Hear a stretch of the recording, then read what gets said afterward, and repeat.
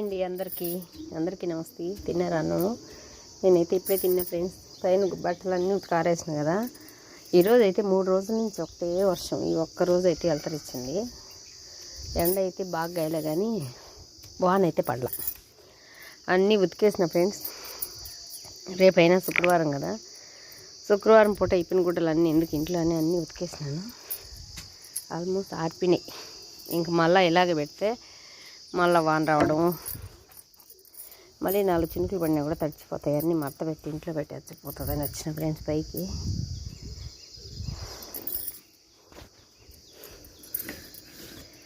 గుడ్డలు ఉతకడం ఒక ఎత్తు అయితే, ఏడుండేటి మడత వేసి పెట్టడం ఒక ఎత్తు ఫ్రెండ్స్. మీకు ఎలా ఉంటుందో కానీ నాకైతే గుడ్డలు ఉతికేదానికన్నా ఇవన్నీ మడతలు పెట్టాలంటేనే నాకు కష్టం అనిపిస్తుంది. ఉతకడము, ఆరేయడము, మళ్ళీ ఏడు మడతలు పెట్టి పెట్టడం, ఇదే కొంచెం కష్టం. చూడండి ఫ్రెండ్స్, మా బాధ డిసైర్ పెడితే డిసైర్ కాడ కూడా ఇటుపక్క అటుపక్క కంప పెట్టుకోవాలా, లేకపోతే కోతులు ఉంచి రోజు మెకానిక్లు రావాలా, డిసి రావాలా, లేకపోతే రాదు.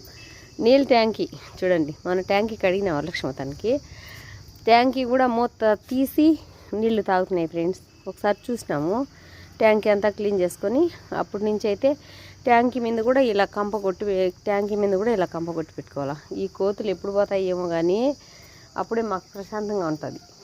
చింత చెట్టు చూడండి ఫ్రెండ్స్, భలే ఎగురు పెట్టేసింది కదా చింత చెట్టు. అంతా ఇంటి మీదకి వచ్చిందండి, మేమే కొట్టించినాం ఫ్రెండ్స్. చింతాకు అది వరవ ఎట్టున్నా చూడండి చింతాకు. కానీ ఎవరు ఎక్కుతారు ఫ్రెండ్స్, ఎవరు ఎక్కే వాళ్ళే కోసేవాళ్ళు లేరు. నేనైతే చెట్టు ఎక్కలేను.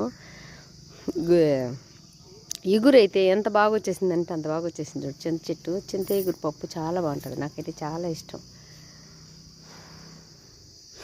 జాతి చెట్టు అంతా కొట్టేసిన ఫ్రెండ్స్. జాతి చెట్టు ఉంది, జాతి చెట్టు కొట్టేసిన తర్వాత మల్లె చెట్టు అయితే బాగా ప్రాబ్లం అయింది.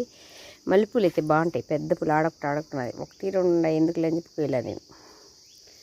ఈసారికైతే పూలు దండిగా వస్తాయి ఫ్రెండ్స్ మల్లెపూలు. చూస్తున్నారు కదా, వచ్చిన పని ఆపేసి మీకు చెట్లు చూపిస్తున్నాను నేను. ఈ బట్టలన్నీ తీసుకుపోయి ఏడు సర్ది వచ్చే ఇండ్లు అయితే తుడిచేసిన ఫ్రెండ్స్. తెరపంతా కడుక్కోవాలి, నాకు మళ్ళీ పని ఉండదు. మొన్న వరలక్ష్మతానికి కలిసిన బియ్యం కూడా అలాగే ఉన్నాయి ఫ్రెండ్స్. అందుకే అన్నీ శుభ్రం చేసుకొని రేపు 4 శుక్రవారం కదా, అమ్మవారికి వండేసి పళ్ళెం వేసి వచ్చిపోతుంది. ఎందుకు కలిసిన బియ్యం ఇంట్లో ఉండడం అని అన్నీ శుభ్రం చేసుకున్నా మళ్ళీ. ఓకేనా, బాయ్. మరి నచ్చితే మన ఆధార ఛానల్కి ఒక లైక్ చేయండి. కొత్తగా చూసే వాళ్ళైతే మన ఛానల్ సబ్స్క్రైబ్ చేసుకోండి. బాయ్.